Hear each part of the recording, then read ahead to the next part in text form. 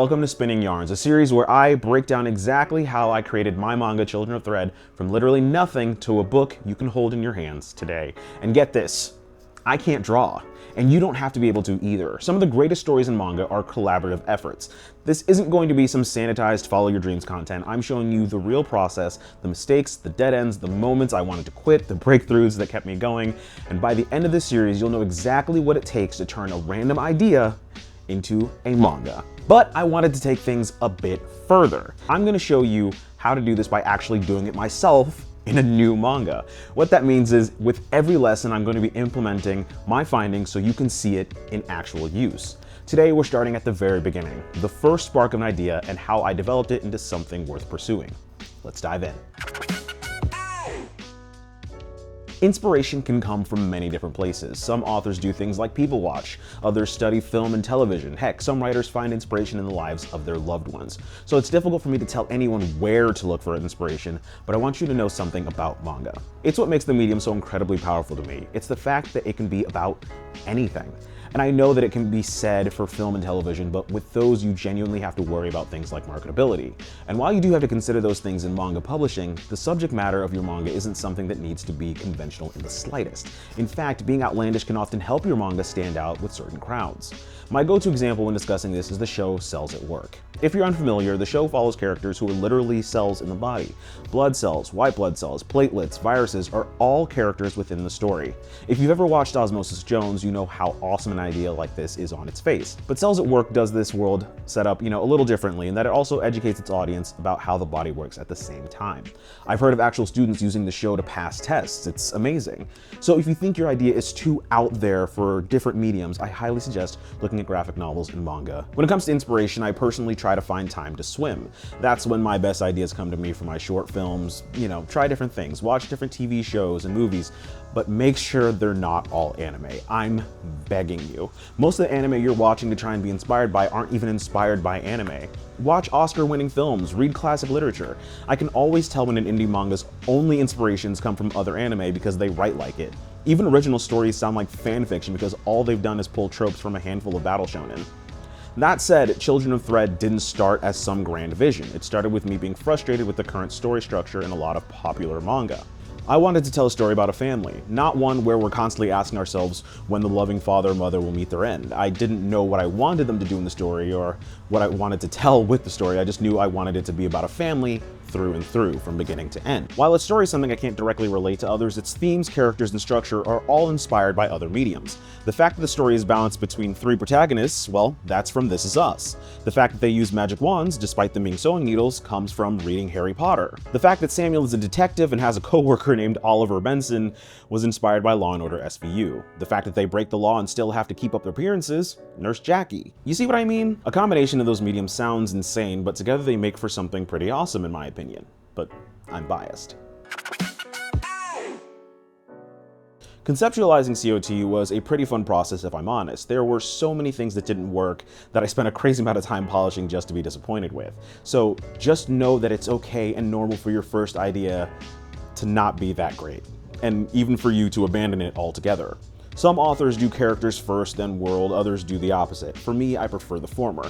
Children of Thread was always going to be character forward, despite how much work I put into the world. To me, it doesn't matter which you do first, the story is what matters the most. You can start by asking yourself a what-if question. You might find yourself boxed in quickly if you start conceptualizing by saying, I want to write a story about a prince. Try questions like, what if a prince, then fill in the blank. What if a prince had to get a day job because his parents cut him off? What if a prince is cursed with immortality at the age of 12? Your concepts should create problems, right? Conflict is a mainstay in generating meaningful stories. Once you're done formulating your concept, including a genre or two, you should be able to distill it into a single sentence. For COT, it was something like, wizard detectives hide their crimes from the world and their son. It doesn't need to incorporate everything in the plot, but it should give a rough idea of what the story is about. You shouldn't need multiple minutes to explain your concept. Once I had the Hensons, I needed a world that would challenge them specifically. That's when Tapesia was formed, a city where magic users have all the power and non-magic users are treated like second-class citizens. The unwoven weren't an afterthought, they were essential. I wanted to explore real-world discrimination through a fantasy lens. What does prejudice look like when it's based on a magical ability instead of race or class? How does that shape a society? And that's when the criminal element, clicked into place. What if the Hensons weren't perfect heroes? What if they had done something terrible in the past to protect their family? What if their positions in law enforcement were both their greatest asset and their biggest liability? The blackmail plot wrote itself in there as well. Someone knows what they did, someone wants them to pay, and now they have to choose between their duty as law enforcement and their loyalty as a family, and they refuse to. This was, to me, the most fun part of the whole process. I love world building, but there are people out there who are far better than me at explaining this, and they'll be put in the description, but we'll dive more into this in a later video. Just know that the themes can and should match the world. In my story, there are tons of sewing and knitting motifs. For example, the primary city is Tapesia, tapestries. People who openly sympathize with unwoven are called rippers, seam rippers. The metal that the needles are made out of is thymbilium. It may sound goofy, but in their world, it makes sense. Here's the honest truth. I was tired of fantasy that didn't say anything meaningful. Police corruption is real, systemic discrimination is real, families protecting each other at any cost is real. I wanted to write an urban fantasy that forced readers to think about the world we actually live in. Magic doesn't always have to solve problems, it often creates new ones. Power corrupts even when the power is magical, and sometimes the people meant to protect society are the ones breaking it. But I also wanted hope. That's why the Hensons love each other fiercely despite their flaws. That's why Samuel never loses his optimism even when it's misplaced. That's why Ayala's stoicism cracks when her family is threatened. Love doesn't fix everything, but it's worth fighting for. Make sure that whatever it is you're turning into a manga is something you care about. I'm so tired of people creating things they don't care about, and I know that most people are. We get enough of that in movie theaters and video games. We can always spot a project that the people involved in creating didn't want to create. It doesn't need to have a world-changing message or themes, but it should matter to you. Doing anything else is a waste of everyone's time, not just yours. I'll leave you with a message that has always stuck with me, and strangely enough, it's from the show Reno 911. If you can't get excited about your own work, why would you ever expect anyone else to? Let's talk about actionable steps. A site that I always recommend for staging ideas is Milanote.com. I use this site myself for everything from short films, documentaries, and of course, Children of Thread. You don't have to pay for a plan, you'll have more than enough space to plan your book through the site, but it allows for dragging and dropping of things like ideas from spaces like Pinterest and allows for simple mood boards. But whatever you do, try your best to organize your ideas.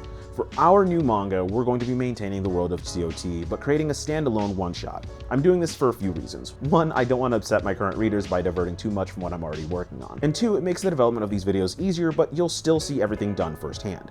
So the concept of the story is, a teenage girl entrenched in a secret organization uncovers their true motives. I got there by asking, what if a member of a ring of blackmailers didn't know how evil they really were? We'll explore this a bit more in a later video. So that's how Children of Thread began, with frustration about modern manga and a desire to tell stories that actually matter. Next episode, we're diving deep into world building. I'll show you exactly how I developed the 10 weaving types, created Tapesia's political structure, and built a magic system that serves the story instead of overshadowing it. I'll be sharing my actual planning documents, the good, the bad, and the pages in between.